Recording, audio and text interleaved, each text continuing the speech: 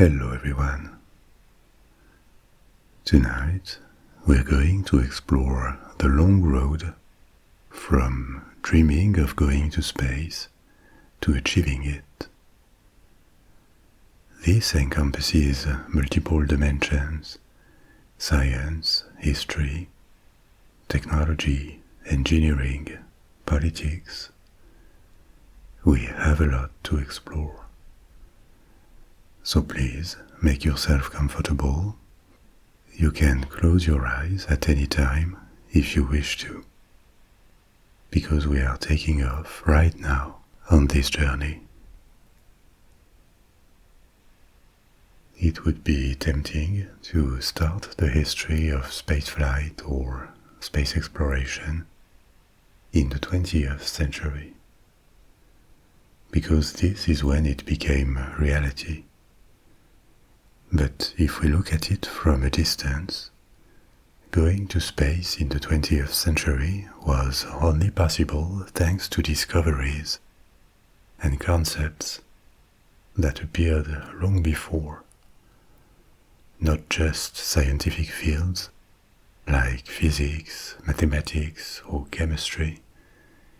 There were inventions too. For example, rockets.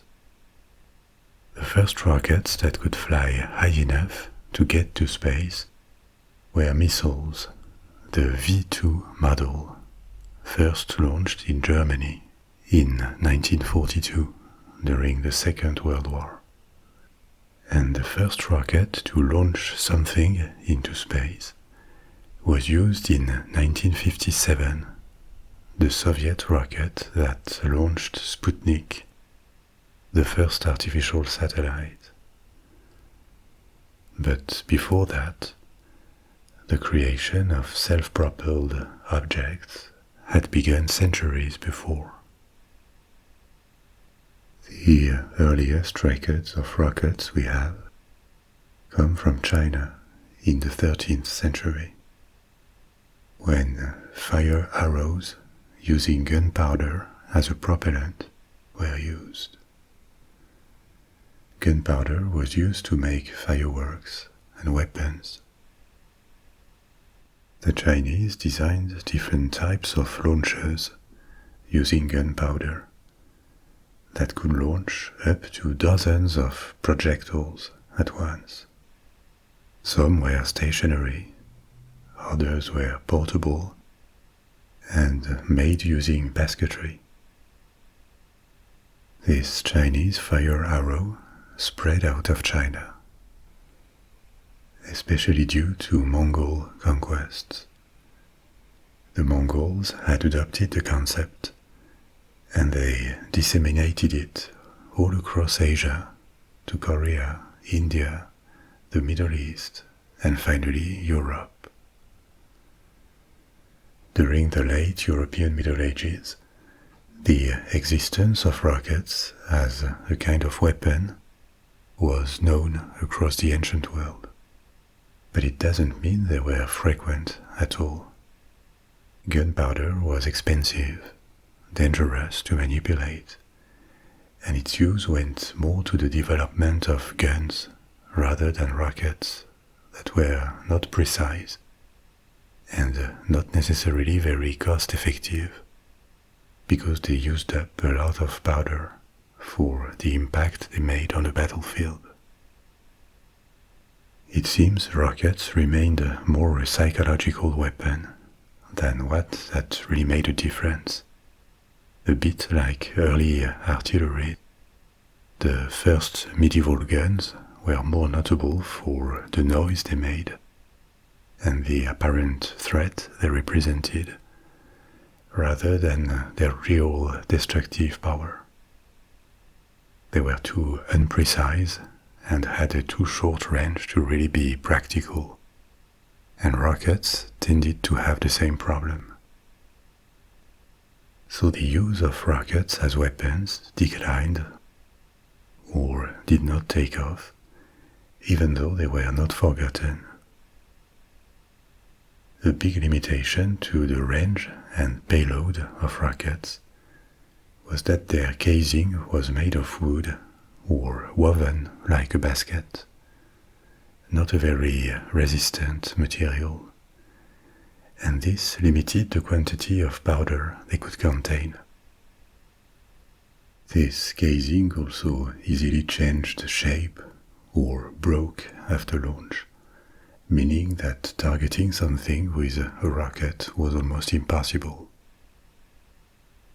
A technological leap that changed that was the use of metal-cased rockets using iron. The first practical iron-cased rockets were developed in India in the 18th century. They were used against the British, who noticed this technology and started to work on replicating and improving it. In the early 19th century, a few rockets were used on battlefields. For example, there were some during Napoleonic battles. At the Battle of Waterloo in 1815, for example, the last major battle of Napoleon. But this is hardly ever mentioned, because they were still experimental at this stage and did not really make a difference. The biggest problem was the inaccuracy. You could vaguely send them in a direction, but they typically traveled sharply away from their intended course, and this wasn't predictable. Iron casing helped keep them on course, and so did another trick, attaching a long stick to the end of the rocket to make it harder for the rocket to change course. This is similar to these small fireworks that are designed to fly up before exploding. They typically have this stick, which is not useful just to plant them in the ground. It is here to help keep the trajectory vertical as they rise. Another innovation of the mid-19th century was to make rockets spin along their axis of travel, like a bullet does. The spinning is obtained with thrust vectoring. That is to say, the flow of gases that propels the rocket in the opposite direction is oriented in a way that makes the rocket spin on its axis.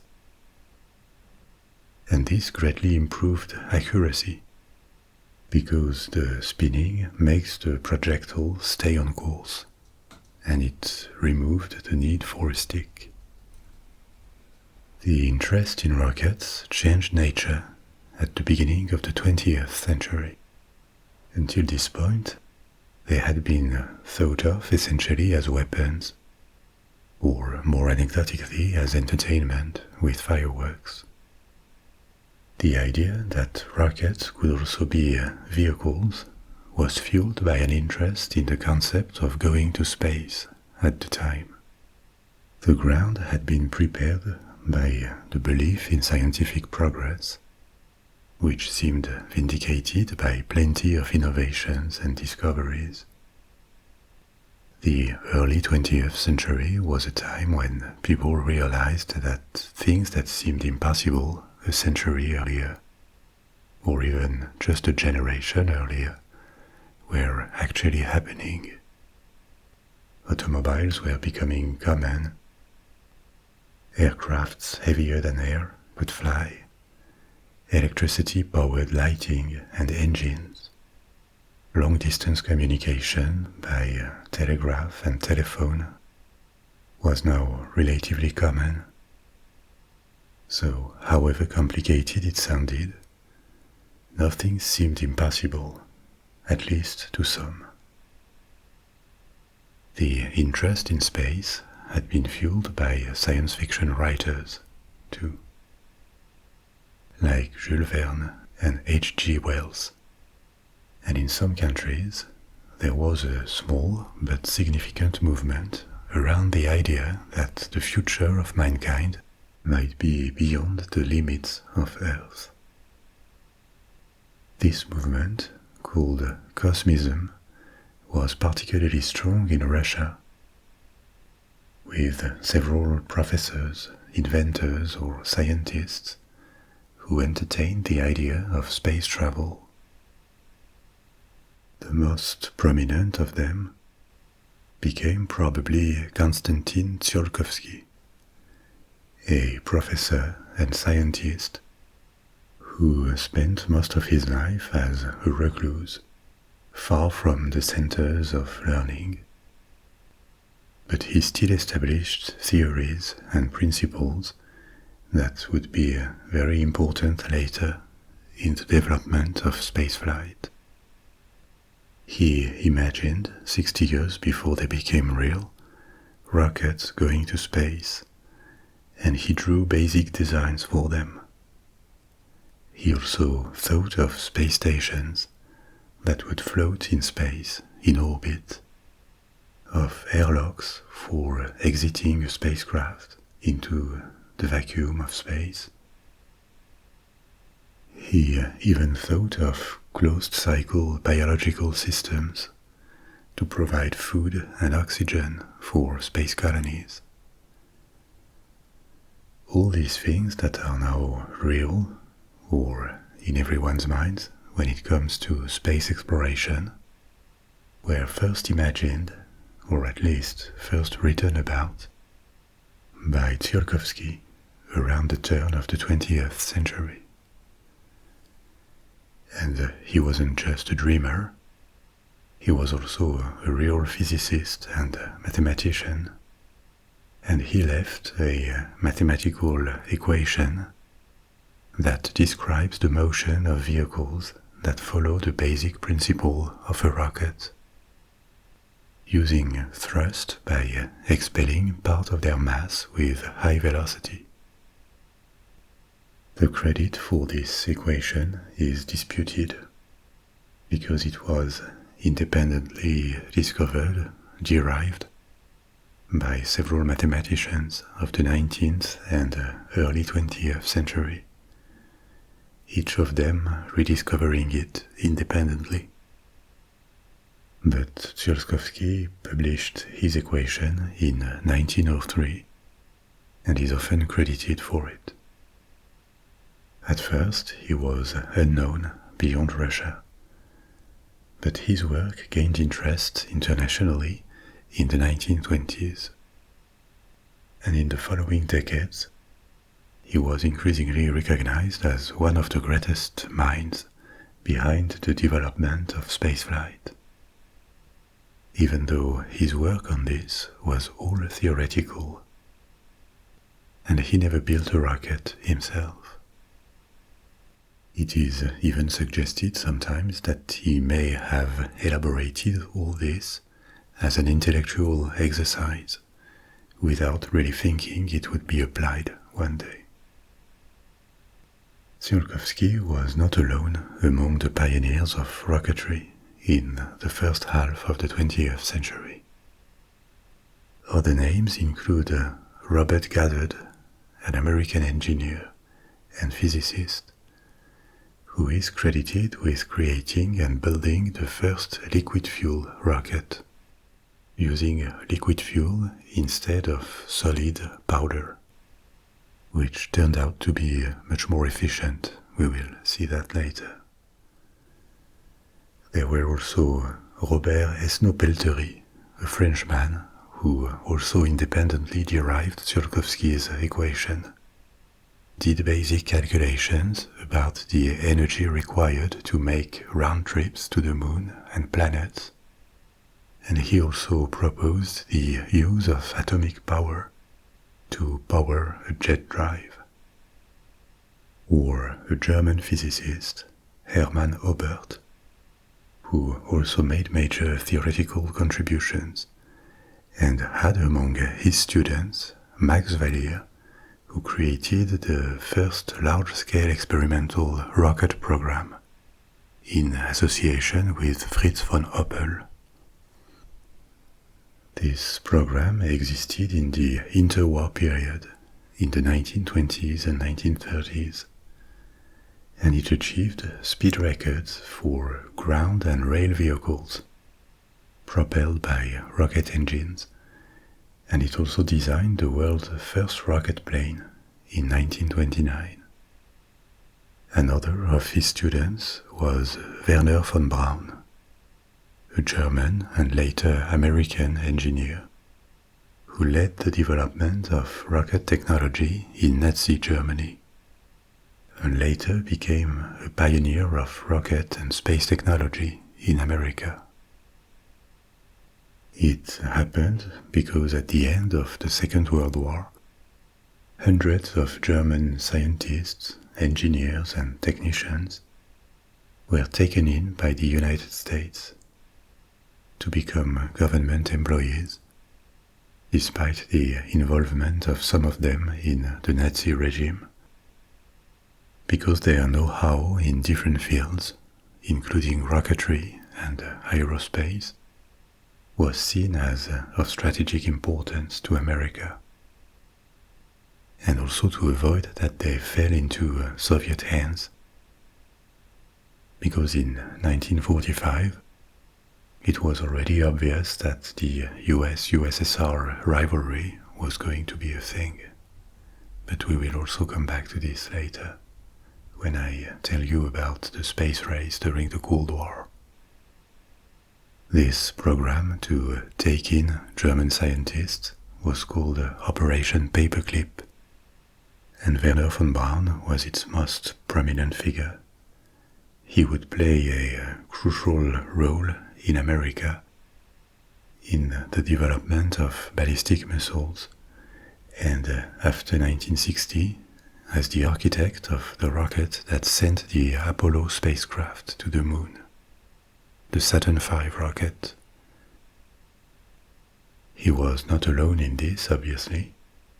The American space program employed hundreds of theoreticians, engineers, technicians, astronauts. But he was certainly one of the fathers of rocket science and space travel in the 20th century. Now, returning to the 1920s, I told you that rocket technology was beginning to be experimented for practical uses, like the propulsion of land vehicles and planes.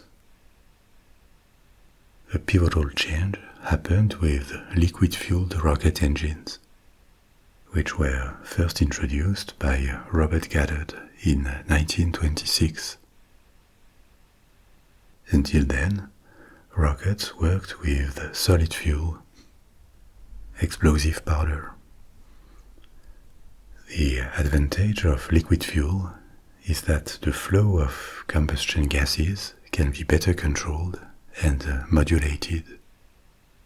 Combustion happens in a combustion chamber with a so-called de Laval nozzle.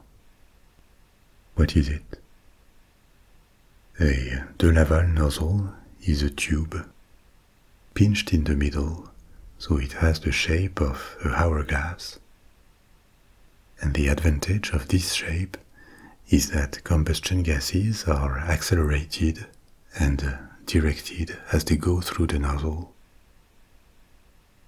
The concept is very simple, but the impact on performance is huge. When Goddard introduced de Laval nozzles to his rockets, it doubled the thrust for the same quantity of fuel, so it strongly raised the engine's efficiency. The first rockets using this technology in the 1920s were quite small, about the size of an arm, so don't imagine spectacular objects. But in small size, they already had the main characteristics, the main structure of modern missiles and rockets when it came to their shape and propulsion. In the late 1920s and in the 1930s, there were different initiatives in various countries to improve rockets. sometimes with the involvement of the military.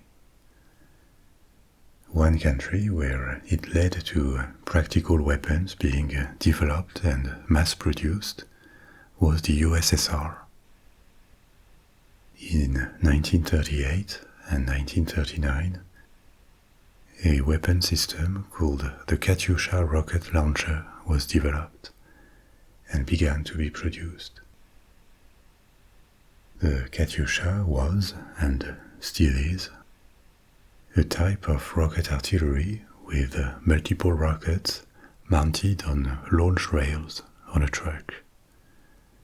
It is not very precise, but it can fire many rockets and create an artillery barrage. When Germany attacked the USSR in 1941, there were only a few dozens of them ready for use, which was almost anecdotal on such a large front.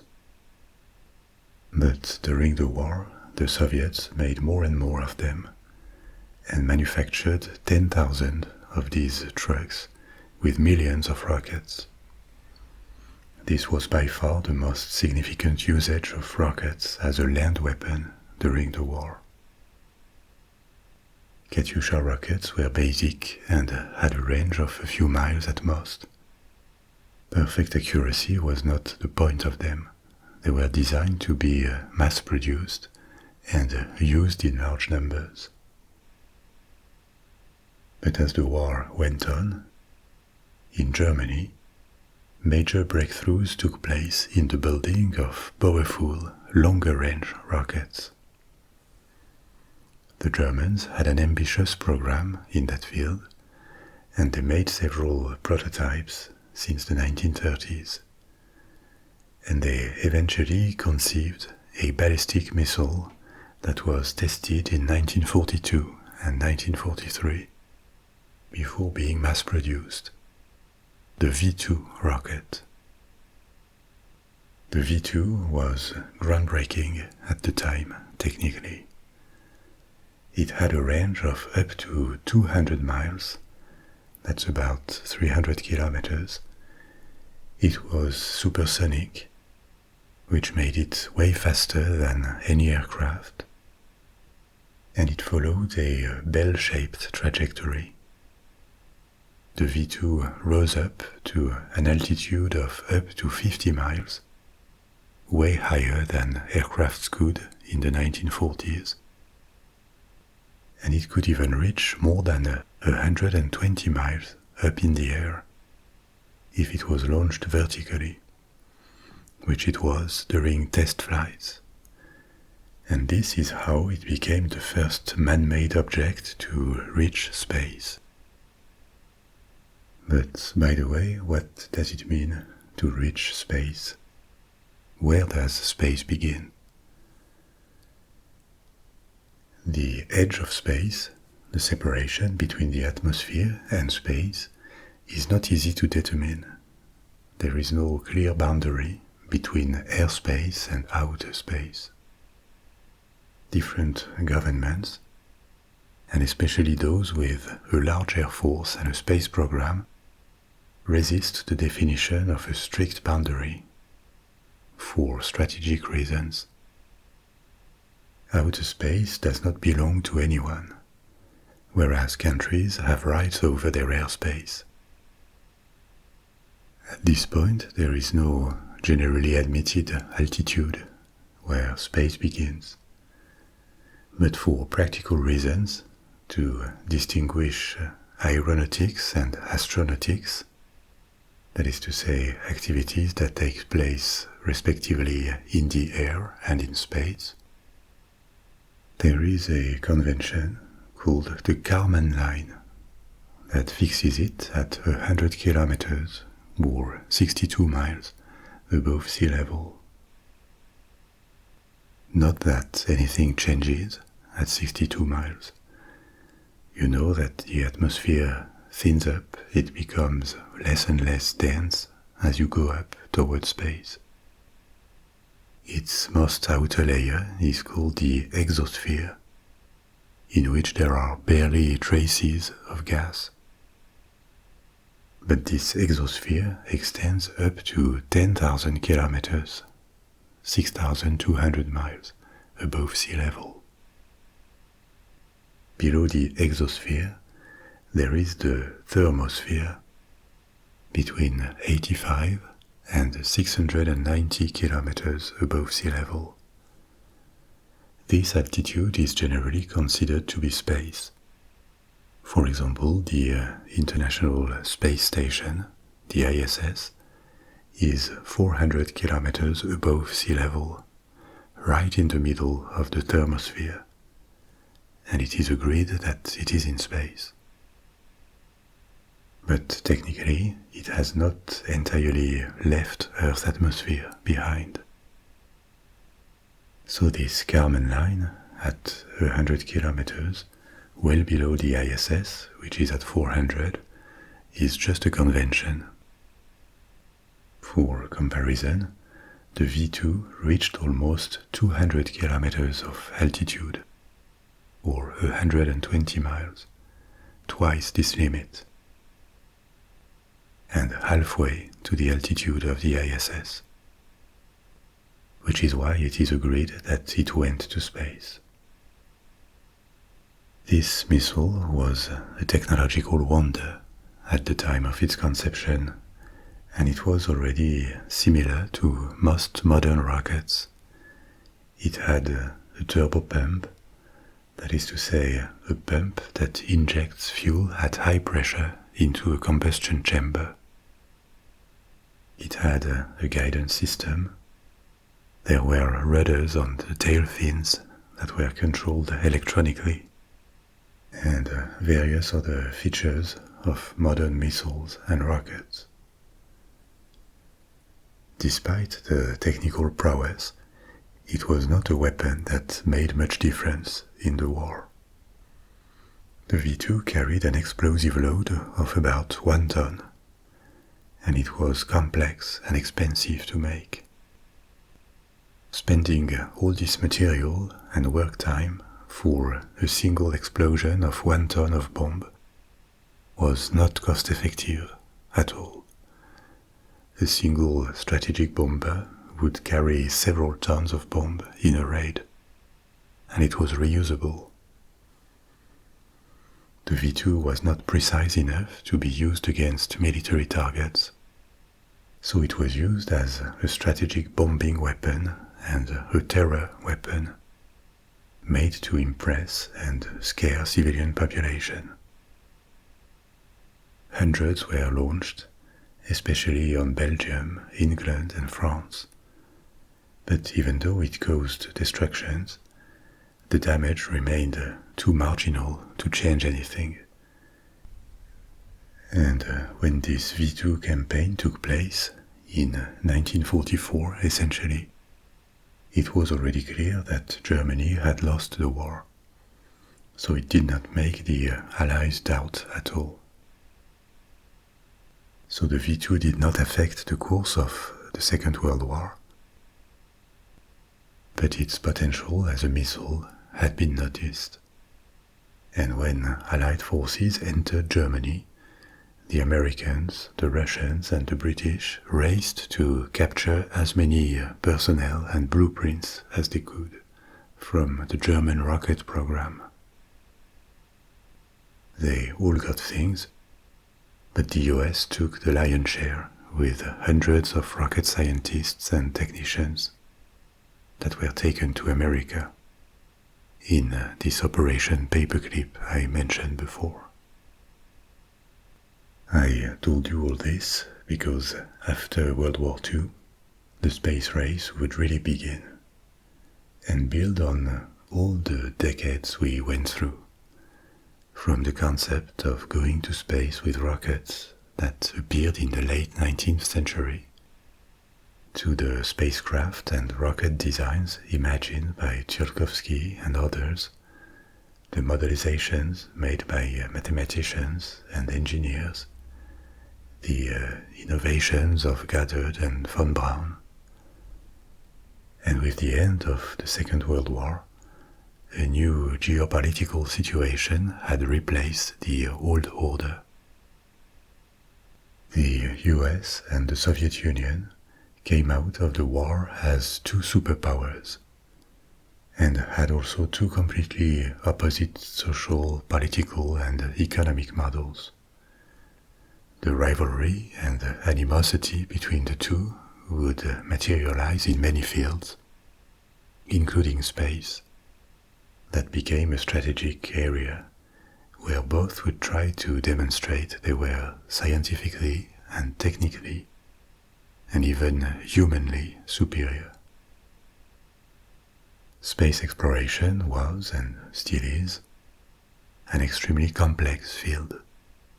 It needs physics, mathematics, material science and chemistry, electronics, engineering, people management too, because teams of hundreds of people need to work together on common goals.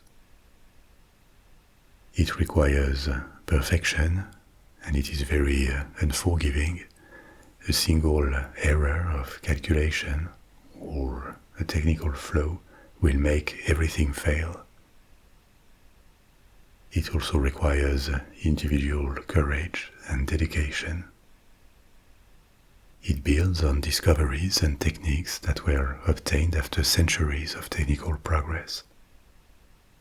So in a sense, it is the pinnacle of what mankind can achieve in terms of technology. So it is impossible to deny it an emotional or even philosophical dimension, because it is about our place in the universe and our future. Are we bound to Earth forever? Or is there another destiny out there for mankind in the giant expanse of space? It is highly symbolical and significant, which is why the USA and the USSR were obviously going to compete for space. In the late 1940s, there were experiments to send rockets to space based on modified V2s. For example, in 1947 and 1949, the US sent the first animals to space. In 1947, only flies, and in 1949, a monkey. To space, but not in orbit. The rocket did not have the thrust to go that far. The monkey survived re-entry. His respiratory and cardiological data was monitored, and it was intended to come back alive. But there was a parachute malfunction that caused its capsule to strike the ground at high speed, and it killed it. There was also a British proposal for a crewed suborbital flight with a rocket based on a modified V2, but it lacked funding and was not taken forward. In the 1950s, as the Cold War was coming into force, only the USSR and the USA had significant space programs. Western European nations, China and Japan, were recovering from the war and had other priorities. All along the 1950s, both superpowers developed and tested rockets with higher performances than the V2.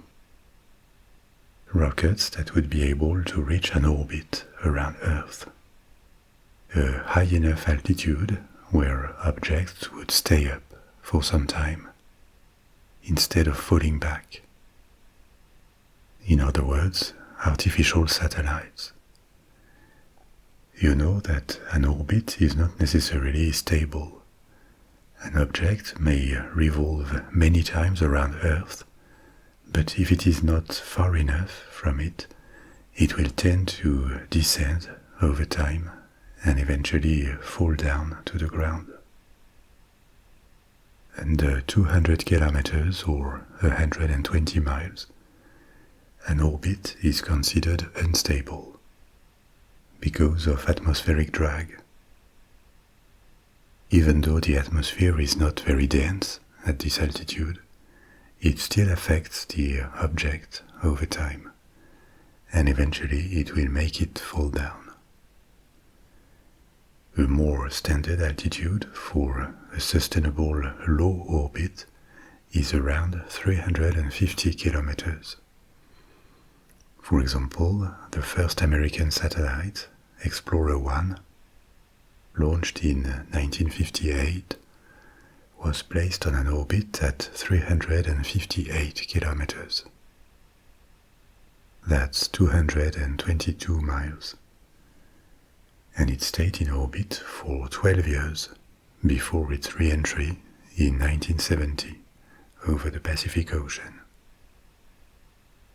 The International Space Station is a bit farther, at 400 kilometers, and in order to avoid its fall in the long run, it needs to be periodically reboosted to maintain its orbit. Beyond 2,000 kilometers, one enters a large range called medium Earth orbit. These orbits are stable for a very long time. And then there is the concept of geostationary orbit at a bit more than 35,000 kilometers, 22,000 miles. Geostationary because at this distance, a satellite will have an orbital period equal to Earth's rotation period. In other terms, it always flies above the same region of Earth, because it completes an orbit in exactly 1 day. It moves with the Earth's surface. If such a satellite is observed from Earth, it appears fixed, motionless in the sky. This is useful in particular for telecommunication or observation satellites. Antennas that receive the data they send do not need to rotate to track them. They can be pointed permanently at the position the satellites are located. So, returning to the 1950s, launching satellites was the first step the US and USSR focused on. And at this game, the Soviets went faster. In October 1957, they launched Sputnik 1, the first ever artificial satellite, which was small. It consisted of a sphere about 2 feet in diameter, with instruments inside that sent a signal allowing to track it.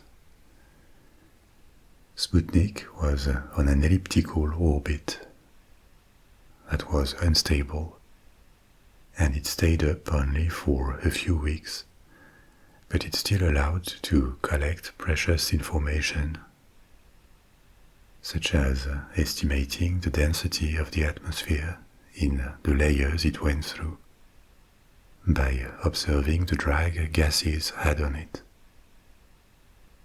This communist success had a big impact on the US public. The weeks and months following it were called the Sputnik crisis. The public opinion assumed that America was technologically ahead in general.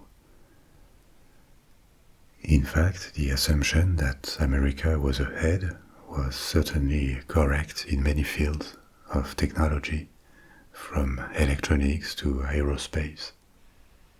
But the Russians had managed to outpace the American space program by a few months. All the more that they did not stop there.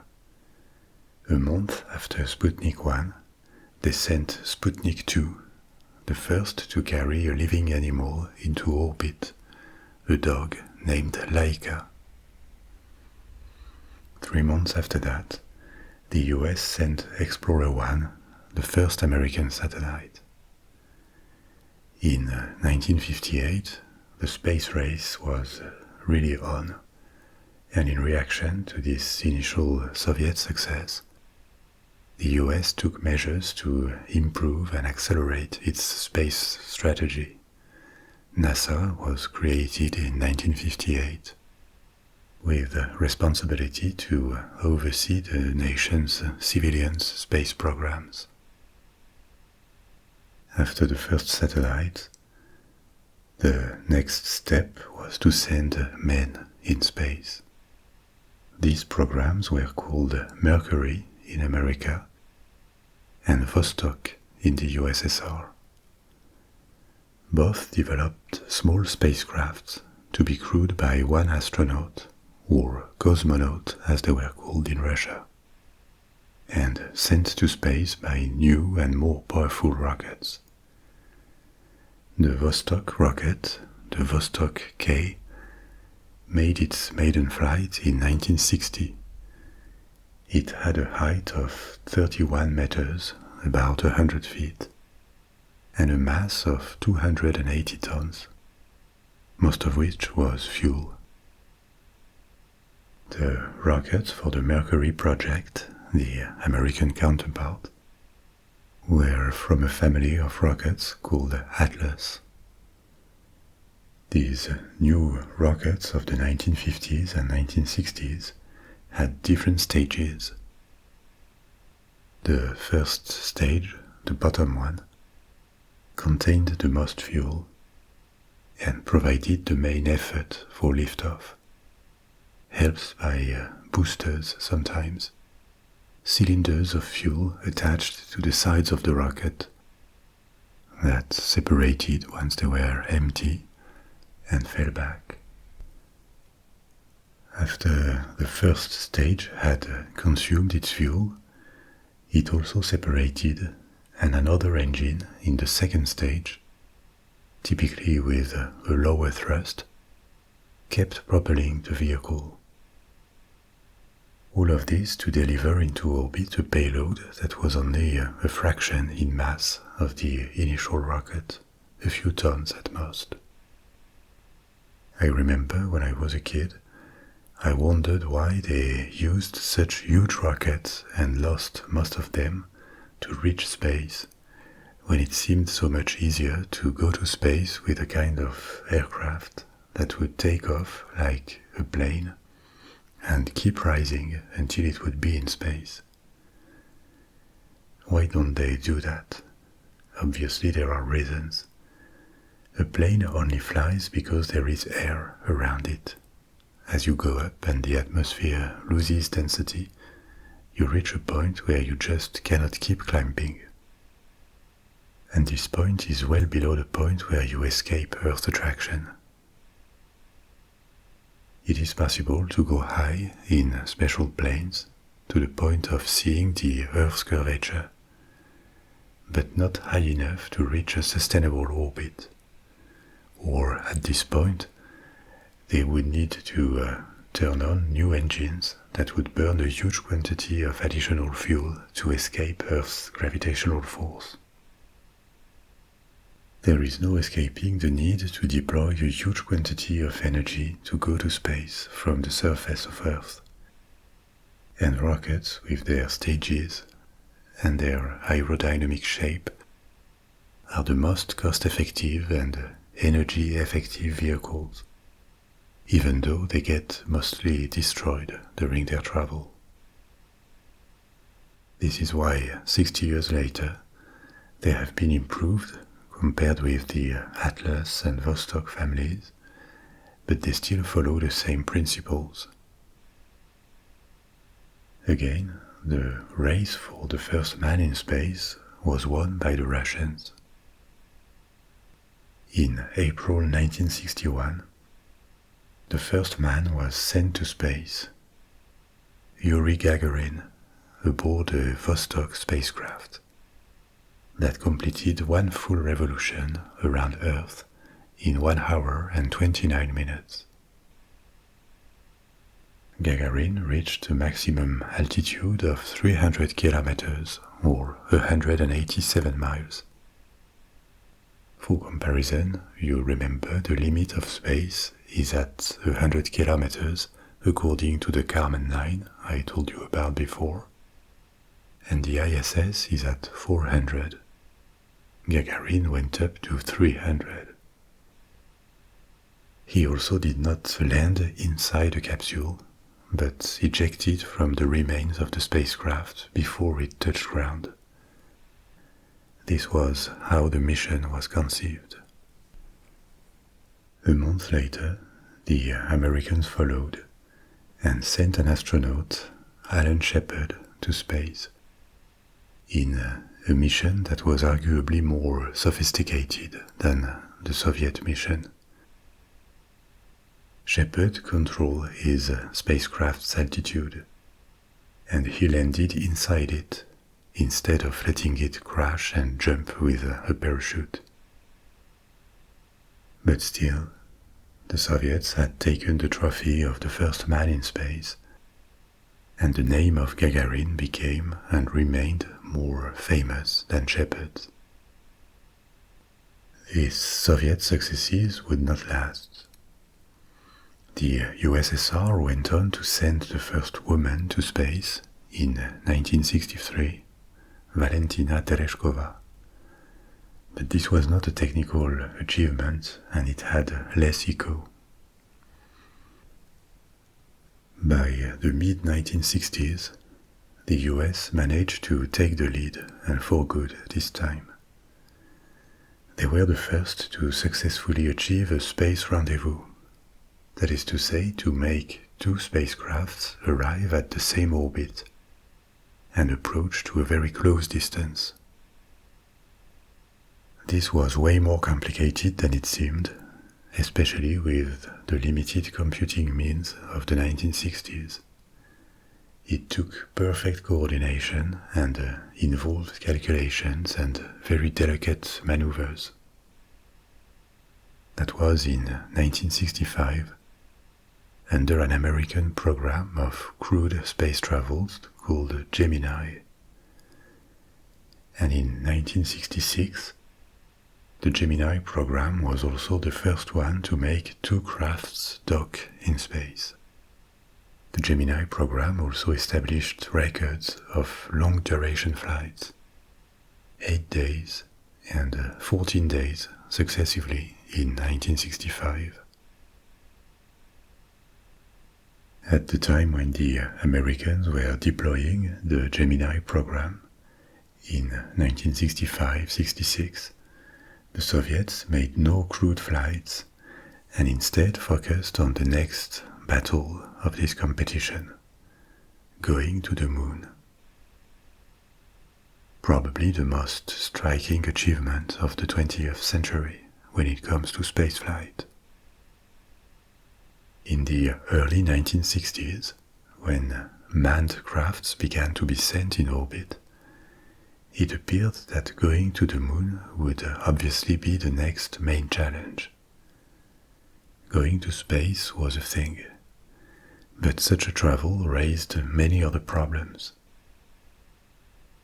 It would take a bigger spacecraft, with probably several astronauts, and its own propulsion capability, which meant rockets able to carry a heavier load in orbit.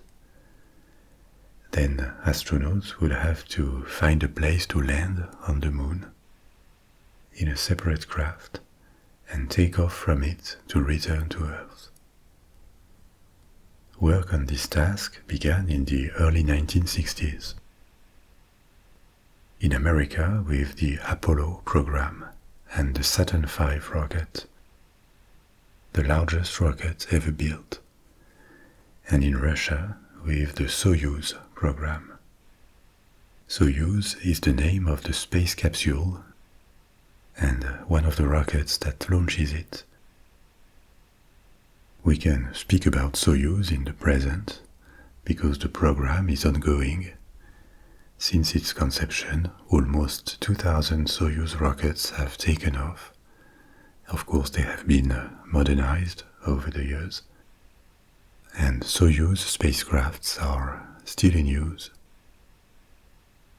But at this game of competing for the first moon landing, as you know, the Americans won. In the 1960s, they managed to improve faster than the Russians, and the Soviet space programs began to run into more trouble. To rival the American Saturn V, the Soviets had developed a giant rocket called the N-1, which would have had similar size and thrust, to put large vehicles in orbit, Soyuz capsules and other spacecrafts.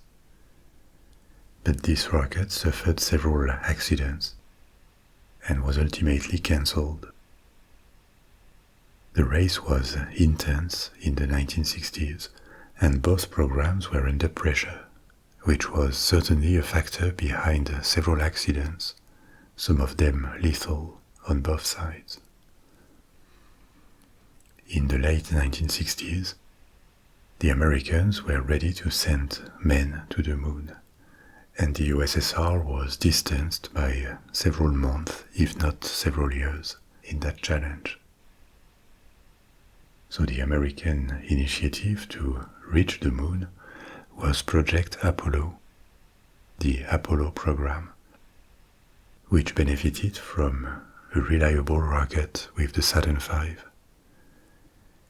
The Saturn V was used to launch Apollo missions with an almost perfect track record. There were 13 launches of the Saturn V in total, and 12 were successes.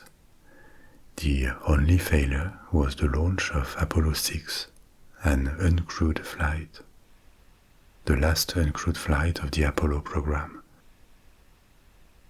But it was only a partial failure. An engine on the second stage of the rocket shut down when it should not have, followed by another one, but this could be compensated and the payload could be placed in orbit. It wasn't lost.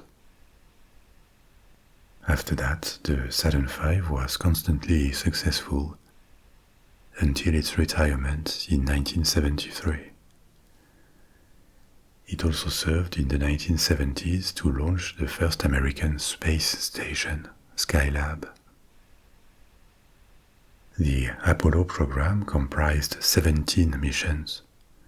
The first 6 were uncrewed, and Apollo 7 to 17 carried astronauts, starting in 1968.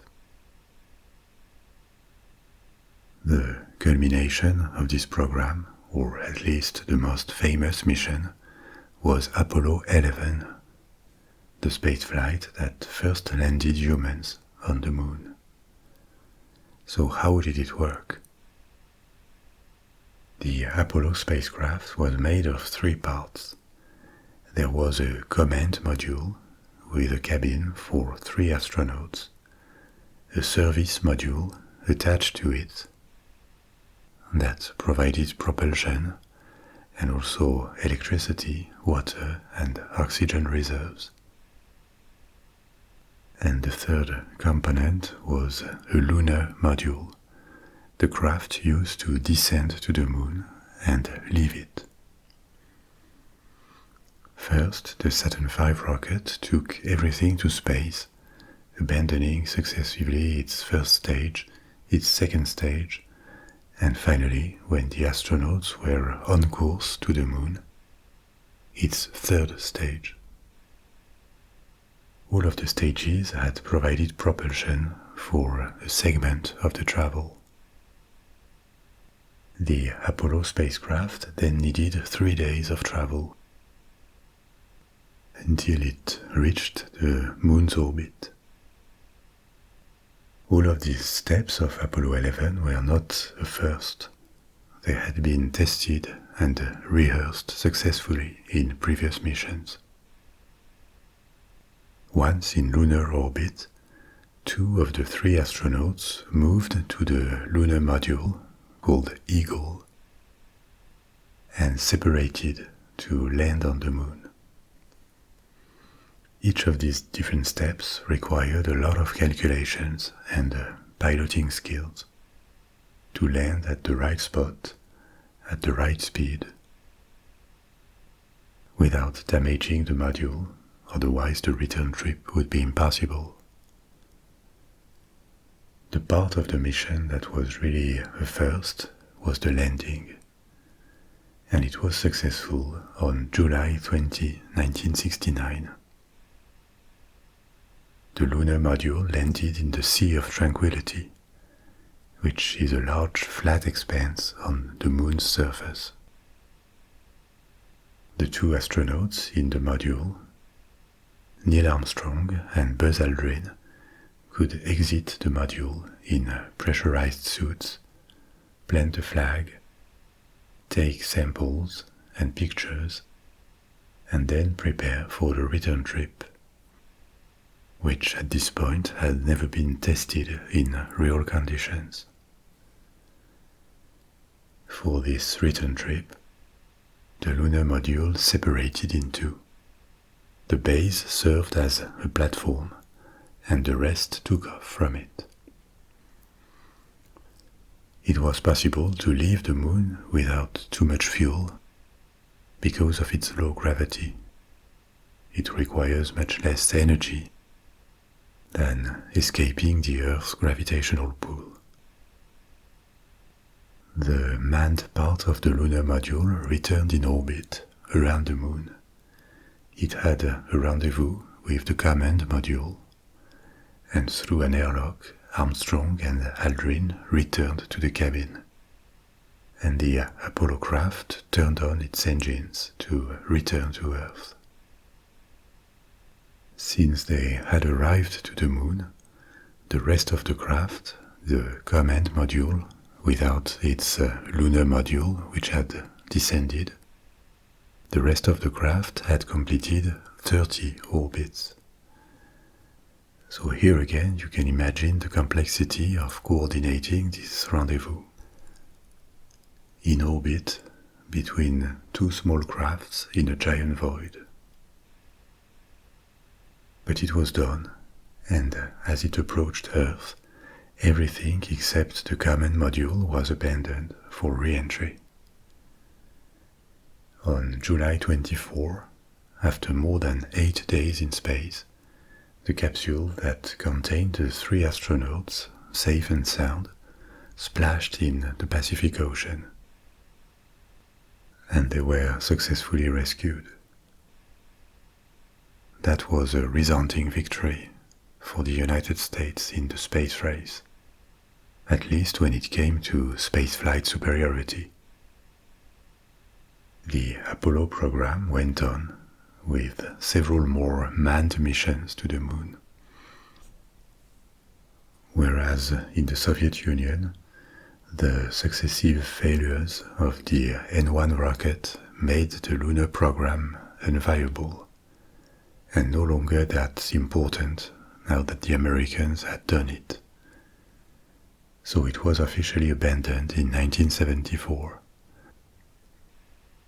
When the moon landing happened in 1969, it seemed like spaceflight was just at the beginning and could only accelerate further. The launch of Sputnik, the first satellite, had happened in 1957, and only 12 years later, in 1969, men landed on the moon. The leap between these two achievements was huge. But to space enthusiasts, the following decades would be rather disappointing, because it did not accelerate. After the Moon challenge, a new goal was to launch space stations that would stay in orbit with crews. For the US, it would be Skylab, and for the USSR, Salyut. There was only one Skylab, but the Soviets sent a total of 7 Salyuts, which were laboratories, at least officially, because it became known later that 3 of them were actually military reconnaissance stations.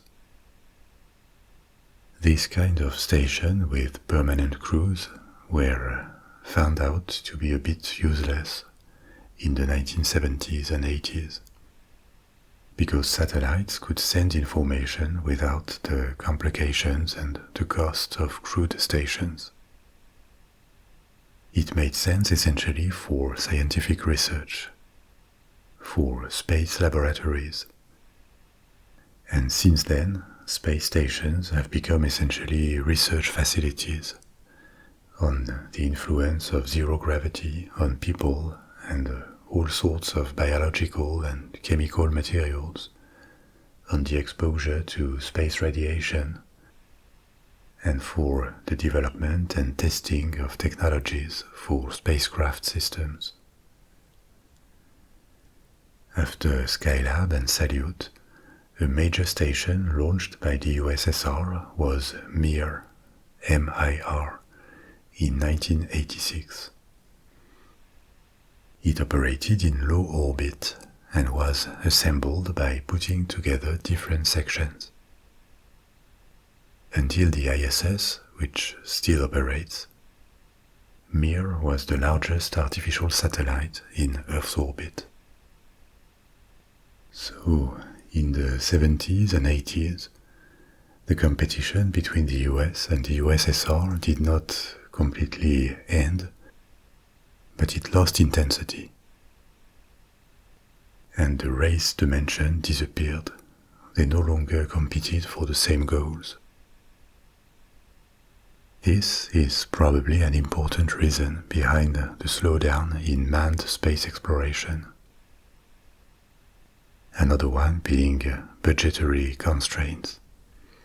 In the USSR, obviously, as it was decaying in the 80s, and in America because less public interest and the Cold War becoming less intense meant that there was less budget for these missions that did not generate any short-term financial return. It can be argued that long-term space research had a lot of positive economic repercussions though. For example, satellites that have been launched in great quantities since the 1970s and provide plenty of services, from telecommunication or GPS to meteorology. Still, spaceflight went on. In the 1980s, other national space programs had emerged, more modest than the American or Russian programs, but they included Japan or France with the Ariane family of rockets that became rather successful for satellite and probe launches and formed the base for the European space program. And soon the Chinese would join. In America, the fourth crewed space program after Mercury, Gemini and Apollo was the Space Shuttle program, which I am sure you are familiar with.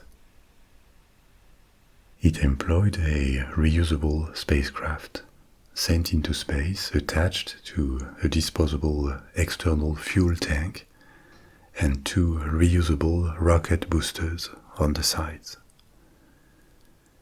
The first flight was in 1981, and the goal of the Space Shuttle was to deliver big payloads up to 23 tons into Earth's orbit together with passengers, astronauts. So it was like a space cargo ship in that respect, and it turned out to be a technical success. There were accidents, especially two catastrophic failures that led to the loss of two shuttles and their crews, Challenger in 1986 and Columbia in 2003. These were tragedies, but out of 135 flights, only two complete failures can actually be called quite safe for a space program. To this day, the shuttles were the only manned spacecraft to come back in one piece, not just partially with the landing capsule, and they have not been replaced yet. So, where are we today? Spaceflight has become less exceptional. Hundreds of people have gone to space and back, including some non-professional astronauts. Since the years 2000, crude commercial programs have appeared. The launch of satellites, probes, or orbital telescopes is something we have become accustomed to. And some have achieved wonders. They have sent images from far away that could not have been taken from Earth. They look for exoplanets. Probes have landed on different bodies and sent precious information. But nothing has been as spectacular as the impact of the first man in space or the moon landing. However, for a few years now, interest in space has been revived, partly because of the interest of private programs such as SpaceX, maybe also because the rise of China as a space power may create a new competition with America. There are concepts like mining in space, or establishing permanent bases on the Moon or Mars that circulate, with a good chance of seeing some results during this decade or the next. Not all of them. The mining part does not seem to make much economic sense at this point, but returning to the Moon, or using it as a launch base for travels in the solar system, are things that can reasonably be anticipated. Maybe we are at the dawn of new achievements in spaceflight that would reignite the magic of the 1960s. By the way, if you are into all this, a TV show I recommend is For All Mankind, which has several seasons already. It's a bit soapy sometimes, but it has some of the best realistic images of space exploration I have seen in TV shows, and I find it exciting. And I like the acting. It takes place in an alternate timeline in which the Russians were the first to land on the Moon in 1969, not the Americans. And from there, the space race doesn't stop, which creates a different history of spaceflight, in which both countries constantly try to beat the other one in the colonization of the Moon, and later the first trip to Mars. This history of spaceflight is still being written as of now, and I hope I can update this talk in a few years with new achievements. This is all for tonight. You can now let go and fall asleep. I will be back soon with another story. In the meantime, sleep well, sweet dreams, au revoir.